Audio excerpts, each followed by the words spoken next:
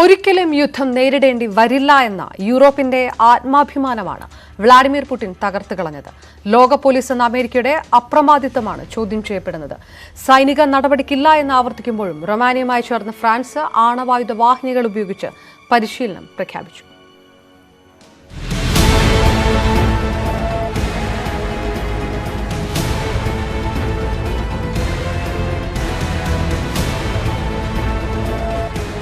ഇതാണ് സൈപ്രസ് തീരത്ത് നങ്കൂരമിട്ട ഫ്രാൻസിന്റെ ആണവായുധ വിമാനവാഹിനി കപ്പൽ.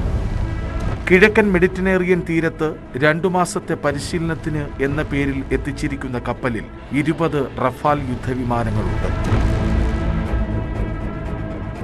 എല്ലാം ആണവായുധം വഹിക്കാൻ ശേഷിയുള്ളത്. സൈപ്രസ് തീരത്ത് ഇത് നങ്കൂരമിട്ടു എന്നതിലും വലിയ വാർത്ത റൊമാനിയയുമായി ചേർന്നുള്ള പരിശീലനമാണ്. യുക്രൈൻ അതിർത്തിയിൽ റൊമാനിയയുമായി ഇപ്പോൾ നടത്തുന്ന പരിശീലനം യുദ്ധത്തിൽ കുറഞ്ഞ് മറ്റൊന്നുമല്ല. കഴിഞ്ഞയാഴ്ച ബാൾട്ടിക്കിൽ റഷ്യ ആണവായുധവാഹക ശേഷിയുള്ള വിമാനങ്ങളുമായി നടത്തിയ പരിശീലനത്തിനുള്ള മറുപടി മാത്രമല്ല ഇപ്പോൾ ഫ്രാൻസ് നൽകുന്നത്.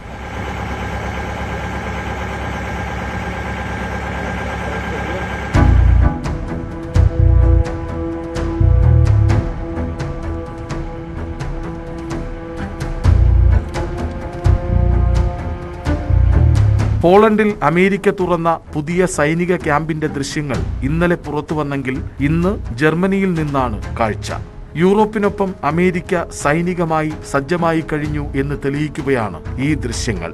അമേരിക്കൻ സൈനികർ വൻതോതിൽ ജർമ്മനിയിൽ വന്നിറങ്ങുന്നതിന്റെ ഈ ദൃശ്യങ്ങൾ മാത്രമല്ല യുദ്ധനീക്കങ്ങളിൽ ഉള്ളത്.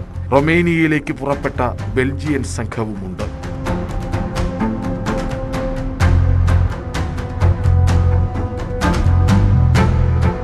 പടയൊരുക്കം യൂറോപ്പിലും അമേരിക്കയിലും മാത്രമല്ല, റഷ്യക്കുള്ളിൽ തന്നെ യുദ്ധവിരുദ്ധ പ്രകടനങ്ങൾ നടക്കുന്നുണ്ട്. അവരെ നിർദാക്ഷിണ്യം ബലം പ്രയോഗിച്ച് കൊണ്ടുപോവുകയാണ് റഷ്യൻ പോലീസ്.